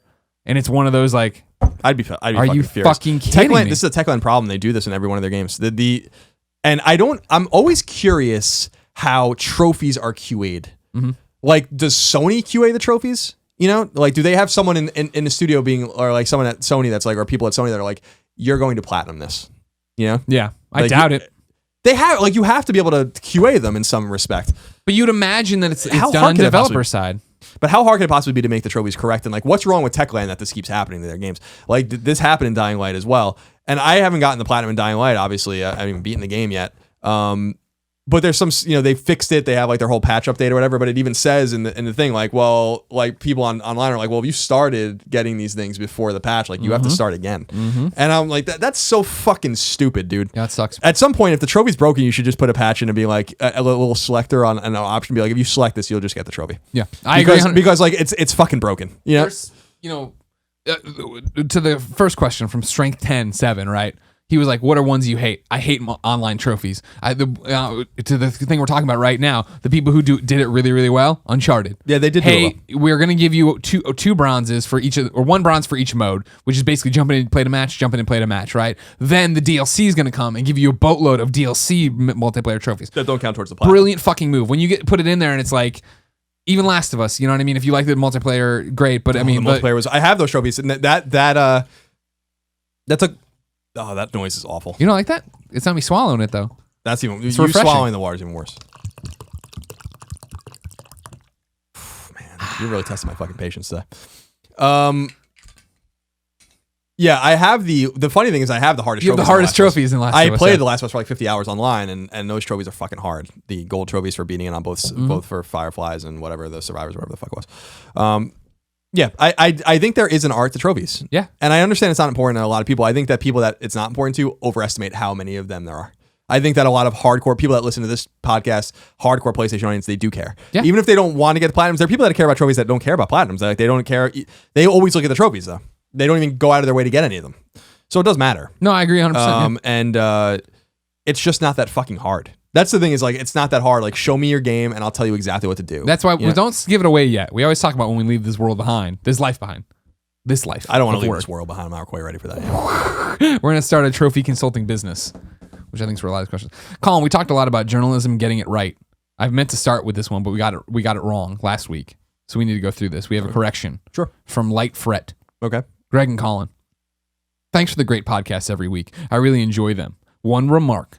Last week, you called Spelunker World pretty much a ripoff of Spelunky. People were mad. Spelunker World is a sequel to the 80s game called Spelunker and the 2008 announced remake Spelunker HD, though.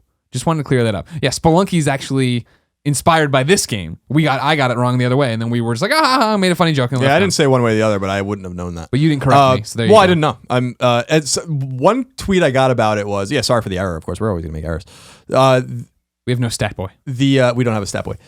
The one thing that someone said to me is like, how do you not know that? And I'm like, do you want to take a seat and I'll tell you all the things you don't know? Yeah. So obviously we don't know everything. You know, we're going to make mistakes. We appreciate the correction though. And that was a pretty common tweet that we were getting this week. Yeah. Snarky Starkey, a friend of ours, wrote in to kindoffunny.com/PSQ and says, "What's up, guys? Hello. My question this week is on Drinkbox Studios' game Severed. I haven't seen or heard much since going hands-on with it at PSX last year.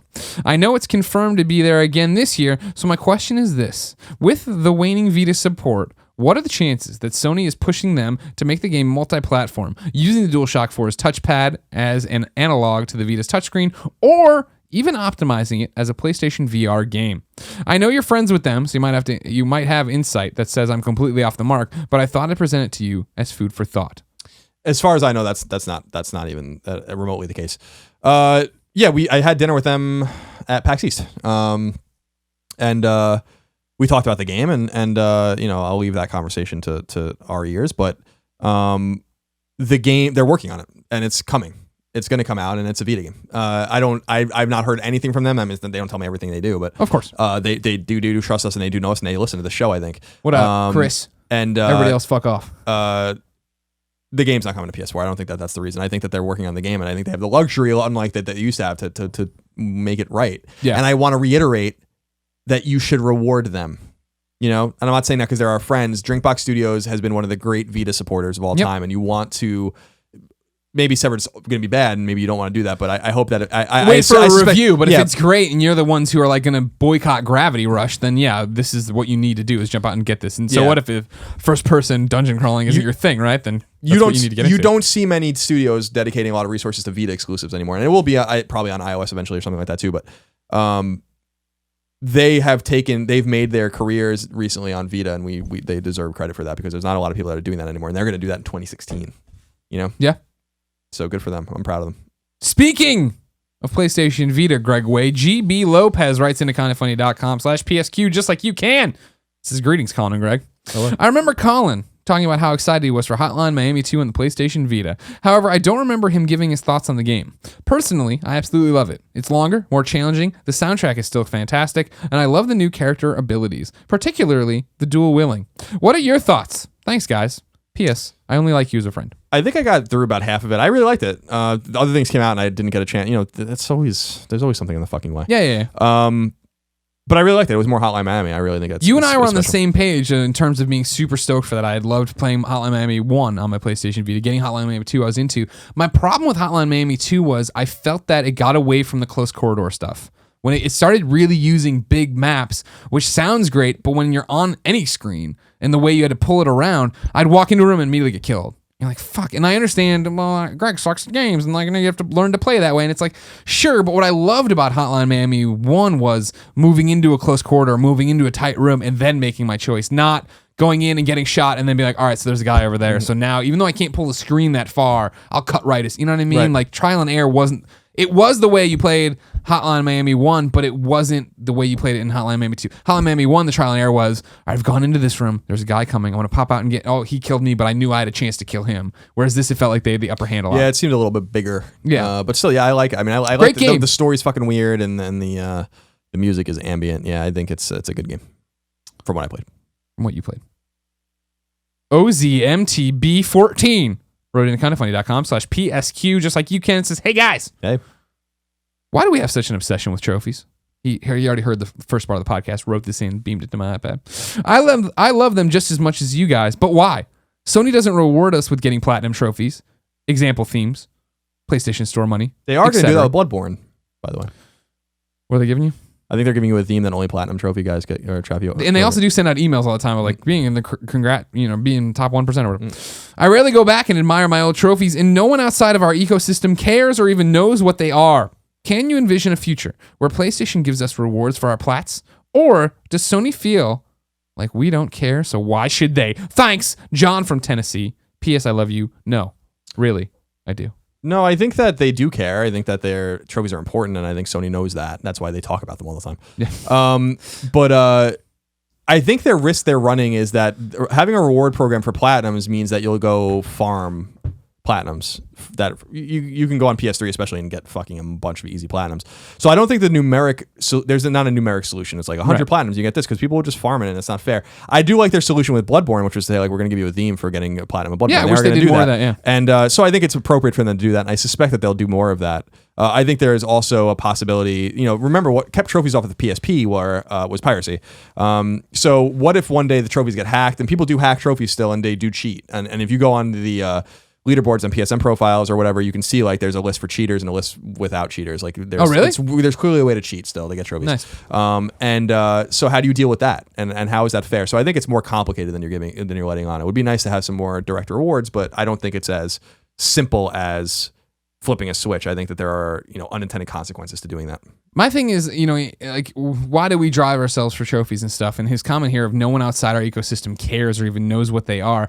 For me, like, that's not what it's about, right? Like the fact that I was blown away by the number of you who emailed in or tweeted or whatever asking why Colin and I's trophies were private. I didn't realize that many people were looking at our trophies that often. You know what I mean? And that's for me what it's all about is like, I don't give a shit if my mom has no idea my trophy level. I care that you guys do, or that it matters to you if it matters to you. You know what I mean? That's part of our ecosystem, but more important, it's part of our community. You know what I mean? There is that thing of like, I have the Fallout 4 Platinum, and you're like, oh, it is a congratulatory thing because you are with your best friends, and this is a cool thing that you've done. You know what I mean? Like, I like the fact that it's funny, like with the Fallout 4 one in particular, right? Of like, I guess that wasn't the one. Whatever trophy, whatever I was chasing back in the day, where I ran into the fact of like, oh man, this PS4 trophies guy on YouTube was really good, and then you find out like, oh, he listens to our shows and knows who we are and does all this stuff, and then like, I went over the weekend. I was all over, and more than usual, I guess. I was all over the boards for the Fallout 4 stuff on PlayStationTrophies.org, right? But I'm a lurker on those boards. I rarely post. But this one in particular, I was chasing. One guy posted that he platinumed it. What are the questions? I hit him up, and I was just in the chat or in the comment thread or whatever. And I'm just like, yes, I don't understand this about the settlement trophy. How does that work? He responded, but recognized my name and then reached out. I mean, like, that's the thing of like, I'm not on my site. I'm not a personality there, but he knew me because of the PlayStation community. And like, that's where it gets down to like the same reason our show's a big deal, even though it's not like millions of people listen to it, right? It's because we have this awesome community around it. And that's what trophies are awesome for, is keep connecting all of us so we can have this nerdy little Morse code we talking about how this bronze goes or what goes there. I love it, god damn it. It's real to me, damn it. Still one of the great clips of all time. I love that. I fucking love that that happened. Our final question to kindafunny.com/PSQ comes from KHJ Woo. Colin and Greg. If Shuhei Yoshida came up to you and said, quote, we will make you one first-party Vita game. You pick the studio, you pick the franchise, but this will be the last Vita game we will ever make. What would you pick and why? P.S. I love your work. XOXO. It's a good question. The last Vita game ever made, who would we want to have it made? And Shu's coming, so it's first party. I always felt like they really missed by not putting Infamous. God damn it, you can't steal mine. On Vita, so I would say Sucker Punch to make an Infamous game. Maybe some sort of epilogue to Infamous 2 that connects it to First Son more directly. Yeah, right? No, First Light, Last. What you want it to be? You want Infamous 2 to connect to Second Son. What am I doing? Yeah, you want Cole, of course. Yeah, we want to know where the fuck Cole is. That really was a lost opportunity. Yeah. I have no idea why Infamous and God of War didn't come over. Sure. So that's what my choice would be. Yeah, I mean, mine, if you're going to steal Infamous out from under me, then it's got to be Patapon. Go to Japan Studio, right, and get them to make a Patapon and be like, hey, not a collection. Here's this awesome music rhythm game that's about battling and doing all these different things, and let's get it out there. Because Patapon is like so underappreciated. You know what I mean? Like, don't get me wrong. I don't mean to bang the drum on my. This is me coming down off my nerdy love of Patapon and being just like, even that said, different kind of gameplay, beautiful game. The games got so deep as you went on. You know what I mean? And we're talking about PSP, and they were still like, let's do online. Let's have all this stuff where you can jump in and play and trade and do all this stuff. And you want to talk about a game that learned iteration to iteration. You know what I mean? Patapon 1 to Patapon 2 to Patapon 3. Each one of those games was like, all right, let's cut off the fat. Here's what it is. Ooh, let's cut this. You know what I mean? Patapon 3 was such a great game. I'd love to see what they would do with the Vita, especially as it is now. If they would have done it originally, it would have been all fucking back touch and weird ass, and I would have been like, oh, it's good, but not great. Little deviants. Yeah, or Luminous even, which wasn't terrible, but like wasn't needed, right? Like now you'd have this like Patapon that's stripped down and ready to fucking run and rage, and that'd be awesome. That's Good what choice. I want. Yeah. Thank you. I try, Colin. I'm always looking for your approval. I know. I love you. I love you too, buddy. Colin, how would you like a new segment? Sure. We have it. It's called P.S. I Love This Best Friend, XOXO. Camp Beta 18 says, can I be the P.S. I Love You XOXO version of Hit of the Week? Yes, you can. And we're calling it P.S. I Love This Best Friend, XOXO. So if you don't remember Hit of the Week, ladies and gentlemen, on our old show, we would read you a PSN name. You would then go friend this PSN, send them fun messages, and be nice. The whole point is we're being nice. We're getting you all connected via the community. So the first ever P.S. I Love This Best Friend, XOXO, is my_outlet. My_outlet is Camp Beta 18. He wants you to all go be his best friend on the PlayStation Network. So send him messages of support, love, XOXO, PSs, and whatnots. Colin, time for now an old segment as we reach episode 9 with it. This week's Forgotten PlayStation Game. I put this one down because I had forgotten to put my pick in. And then I started thinking I know you have an affinity for this game too. I don't think you've used it yet, but don't punch me if you have. Have you put on here Magic Orbs / Magic Balls? No, I haven't. All right, God. Okay, good. I like Magic Orbs. Magic Orbs, give me a pound on. Yeah, Magic Orbs was I'll the give you a fucking jam. I reviewed that one. I was in bed with it for forever when it was Magic Balls, when it was still Magic Balls. Then they renamed it Magic Orbs. You know, Brick Breaker. But 3-dimensional, what do you want to call it? Or I guess it's like 2.5D kind of. You're up, you're shooting things, all sorts of crazy objects on the field that you're hitting. It's not just bricks. I liked it. Yeah, It was cerebral. themes to every level. It was relaxing, great music. You just put it on and chilled to it. I love brick. I have a soft spot for Brick Breakers. Yeah. The best brick breaking game is a PSN game, so not Magic Orbs. But Shatter. Shatter. Oh my god, Shatter is so fucking good. That's a good choice. Thank you. Yeah, I knew you'd like that one. And the best part about it, they supported it forever. Tons of DLC for that game. Get Magic Orbs, everybody. If you think you might have already bought it, look for Magic Balls. They changed the name. Well, I don't know why they would change it from Magic Balls to Magic Orbs, whatever. Speaking of changing your name, time to talk about PSN's worst name of the week. Remember, Shuhei Yoshida refuses to let us change our names. He stands in the way. People come to Sony about it. He just knocks them down all the time. They come up with money, he knocks it out of their hand. He's like, I don't want it. Keep it away. This one comes from Matt Willis 30. Of course, if you want to submit your bad PSN name or one you've seen, or now I guess now you have to start submitting the PS I Love You Best Friend XOXO. Go to kindafunny.com/forums, just like Matt Willis 30 did. And he says, glad you guys are back doing a dedicated PlayStation podcast. You've been missed. Thank you. I've had a bad experience with Sony due to my PSN ID. I joined PSN with the launch of the PS3. I grabbed a bundle of the 60 gigabyte PlayStation 3 with Heavenly Sword and Motorstorm. All was fine until 2012 when my PS3 experienced the orange light of death. I called PlayStation UK to get it fixed, and they asked me for the security to give my PSN ID. I was on a loudspeaker and my girlfriend immediately started laughing. I didn't want to say it, so I spelt it out phonetically. Whiskey, India, Lima, Delta, Whiskey, India, Lima, Lima, Yankee, 69. To which the girl on the phone replied, is that Wild Willie 69? Not only was that embarrassing enough, but the repair to cost was almost as much as a new slim PS3. So I bought a new one and lost PS2 backwards compatibility. To top it all off, I had to buy a new PS2 as well, as I traded mine in to get the PS3. After breaching the 60 platinum trophy count, I don't want to abandon my existing ID, but at 30 now and a professional rather than a student, I would like it to be changed. Please, Sony, let us change our names. Matt Willis, 30, aka Wild Willie, 69.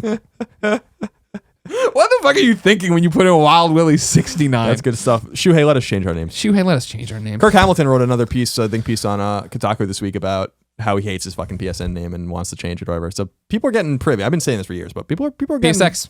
People are getting wild. That's the rumor. PSX gonna give it to you. That's the rumor. I hope so. I don't know. I'll be skeptical. Tidix, if you're listening to this, let me know.